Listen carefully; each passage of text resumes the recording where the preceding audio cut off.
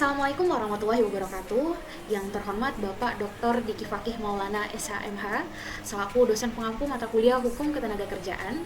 Perkenalkan, saya Adila Anissa, NIM 104 dari kelas Hukum Ketenagakerjaan B.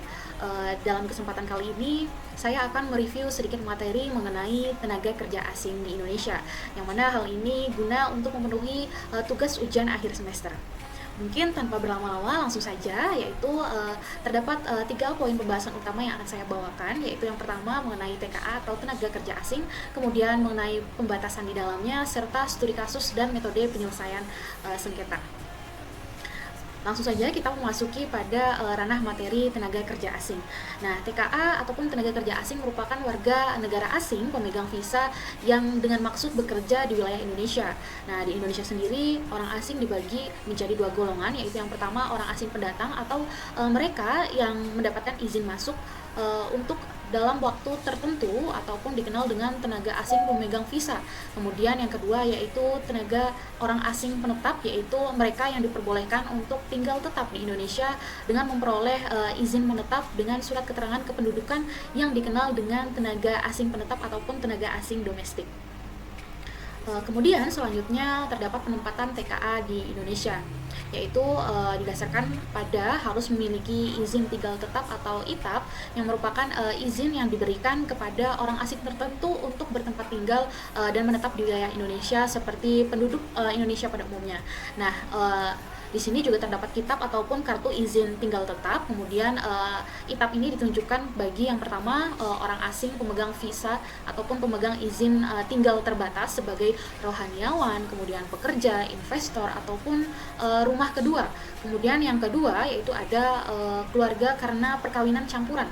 Kemudian yang ketiga ada suami, istri ataupun anak dari orang asing yang memiliki ITAP. Kemudian yang keempat yaitu ada orang asing ex warga Indonesia ataupun ex subjek dari anak yang berkewarganegaraan ganda Republik Indonesia begitu.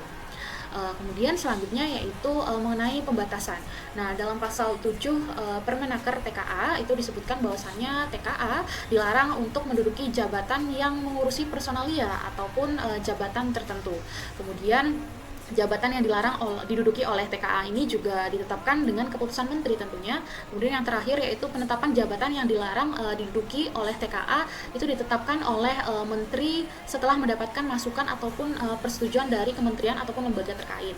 Nah, kemudian berbicara mengenai peraturan, terdapat dalam pasal 45 Undang-Undang Ketenagakerjaan disebutkan bahwasannya pemberi tenaga kerja asing ini wajib yang pertama yaitu menunjukkan tenaga kerja asing di Indonesia ini sebagai tenaga pendamping ataupun tenaga kerja yang dipekerjakan untuk ahli teknologi ataupun memiliki keahlian dari tenaga asing.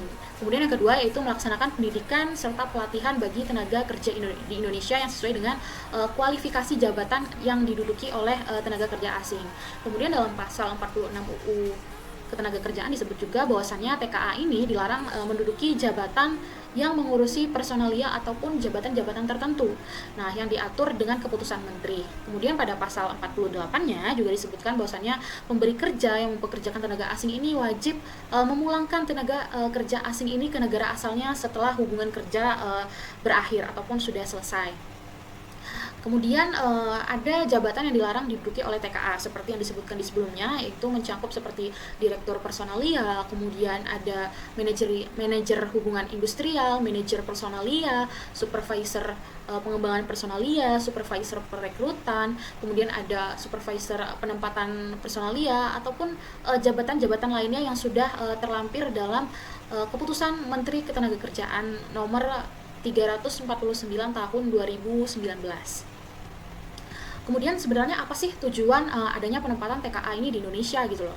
Nah, tujuannya yaitu yang pertama itu tentunya untuk memenuhi kebutuhan tenaga kerja terampil dan profesional pada bidang-bidang tertentu yang memang belum dapat diisi oleh tenaga kerja asal Indonesia. Nah, kemudian yang kedua yaitu untuk mempercepat proses pembangunan nasional dengan jalan mempercepat ahli teknologi ataupun ilmu pengetahuan terutama yang di bidang industri. Kemudian yang ketiga yaitu untuk meningkatkan investasi asing sebagai penunjang modal pembangunan di negara kita.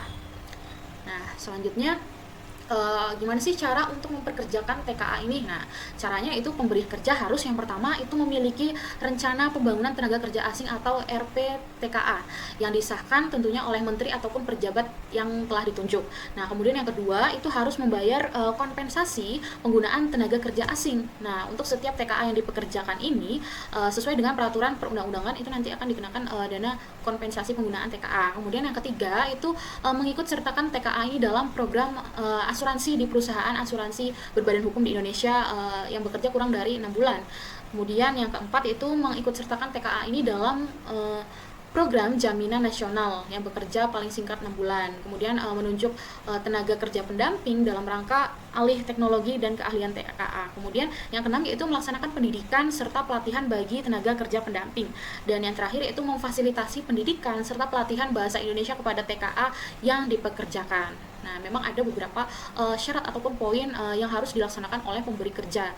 Nah, kemudian kita beralih ke studi kasus, yaitu contoh kasus yang marak mengenai TKA. Nah, di Indonesia sendiri sebenarnya banyak sekali perusahaan yang sudah mengadopsi ataupun menggunakan tenaga kerja asing dalam manajerial organisasi perusahaannya. Nah, namun biasanya permasalahan yang terjadi di sana ataupun yang sedang saya angkat pada kesempatan kali ini itu terdapat laporan dari serikat pekerja bahwasannya di suatu PT, mungkin kita samakan saja ya, di suatu PT itu terdapat TKA ilegal ataupun mereka itu bekerja namun tanpa adanya izin resmi.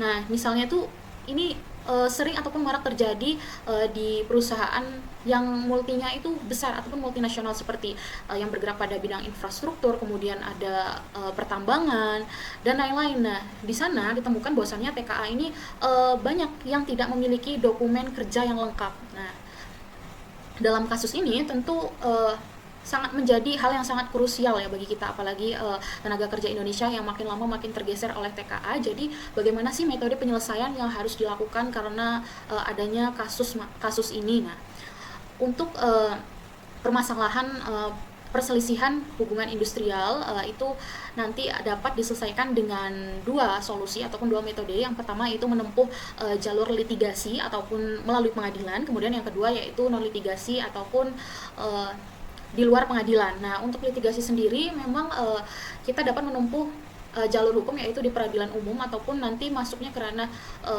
PN, nanti itu ada ranah khususnya, di situ ada pengadilan niaga. Kemudian kalau memang dirasa tidak perlu sampai ke ranah pengadilan, itu dapat diselesaikan di jalur di luar pengadilan, seperti dengan yang pertama yaitu ada negosiasi, yaitu saling bermusyawarah antara kedua belah pihak untuk menemukan win-win solution. Kemudian yang kedua ada mediasi, tetap bermusyawarah tapi nanti didampingi ataupun dibantu oleh seorang mediator.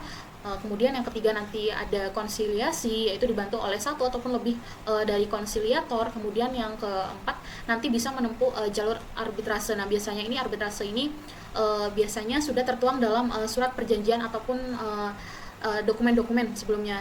Misalnya memang dalam kontraknya sudah tertuang, nanti kalau ada permasalahan itu diselesaikannya dengan jalur arbitrase dan lain-lain begitu.